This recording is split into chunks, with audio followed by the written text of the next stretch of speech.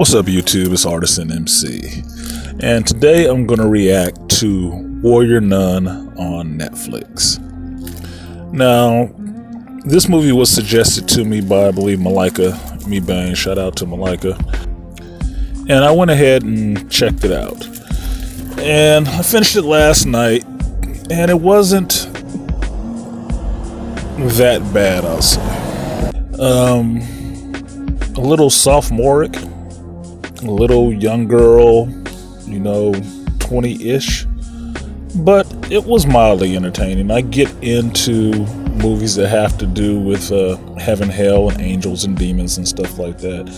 And the quirky little twist that they put in there for a younger audience was okay. It was funny sometimes. I thought the little girl cursed too much, but if you watch me live, who am I to talk? But even still, it's the story of a girl named Ava, and Ava is a quadriplegic. Okay, and Ava dies somehow, right? She dies and is left in a church.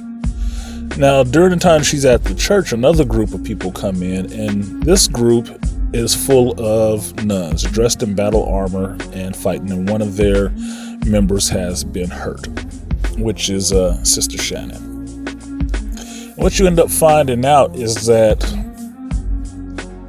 this nun who is hurt has something inside of her, and because she's going to die, it is taken out of her. And what it looks like is a ring. It's supposed to be the ring, or the halo of an angel. And to hide this halo from this demon who is chasing this group of nuns, another nun puts the halo inside the body of Ava, and it brings her back to life. Now, with Ava coming back to life, she is no longer a quadriplegic. She can walk and do all this other stuff like a real boy. And she is now kind of thrust into the world of being able to see these demons that are among us and getting involved with these other nuns in the Order of the Cruciform Sword.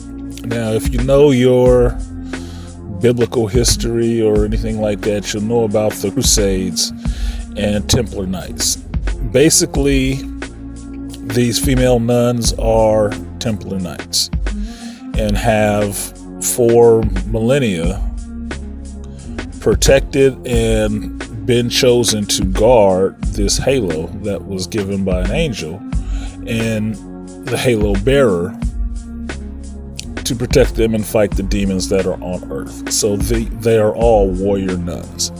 Now, the show happens in Italy, and it's pretty interesting because that's a place I want to visit. Have not visited yet because I was not in the military. So, haven't visited it yet, but it's a nice place. The lead actress in this, Ala Baptista, I think that's her name.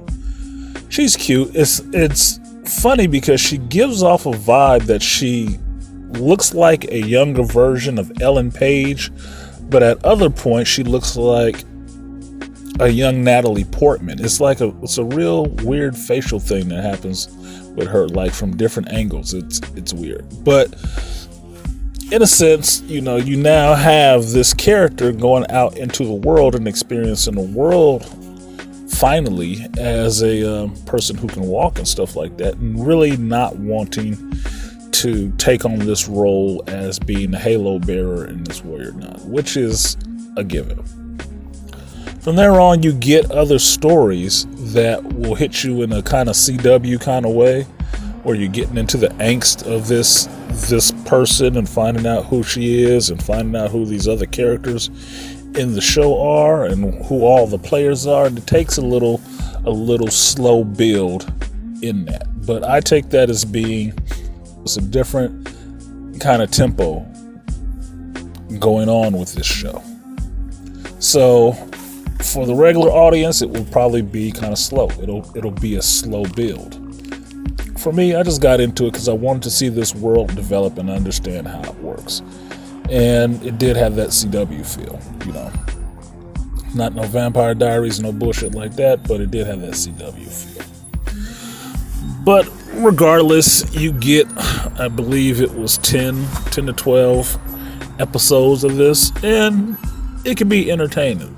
Some of the fight scenes are interesting. The standout for me is the character sister Beatrice. This young lady has a really, cute face, but she does a lot of the martial arts stuff, and it looks pretty crisp. Looking into her, I see that she's like a ballerina or some other stuff, and that the cast of this show really went in and did some fight training or gun handling at the very least, which is cool. Now here's the part that's not so cool. There is a lot of LGBT overtones in this. There are some, but I would say it's played up not in such a ham-fisted way that is in there, is subtle in a sense, and it's not stated. Put it that way. It's alluded to, but it's not stated. Like, two of the characters in the show seem to have a lesbian relationship, even though they're nuns. All right. Now, they don't say they have a relationship, but they do, because it's all females, they throw the love word around a lot. So there is some love for these two characters. All right, whatever. They're sisters. They didn't say it explicitly, but you get the general idea. There's a couple of other characters in here that look like, at least one specifically can look like it's a transsexual or something like that in it. I'm not sure. I didn't look into it because I don't want to know, but I'm looking at these features and I'm like, that's a dude. I'm sorry. But they're only there for a couple of episodes and then they're gone. You don't see them anymore in the show. But I can see where they're pushing the feminist button, but they never really hit that far on the nose, which is fine. I think when it's ham-fisted is when people really get, in their feelings about that shit, because you don't need it ham-fisted in there. So anyway, that's it. It's just my quick reaction to this stuff. It's early and I want to go get something to eat for breakfast. So Warrior Nun on Netflix. It was entertaining. It was entertaining. I laughed in some parts. In some parts, I just watched it. There were very few groan moments. I knew what they were getting at, but it wasn't beating me over the head, so I didn't trip off of it too much. So check it out on Netflix. If you like it, if you don't, it's a good binge. You can binge it in probably a day or so and go on with your life after that. So that's it for me. Like, share, subscribe, and I'll see you guys next time.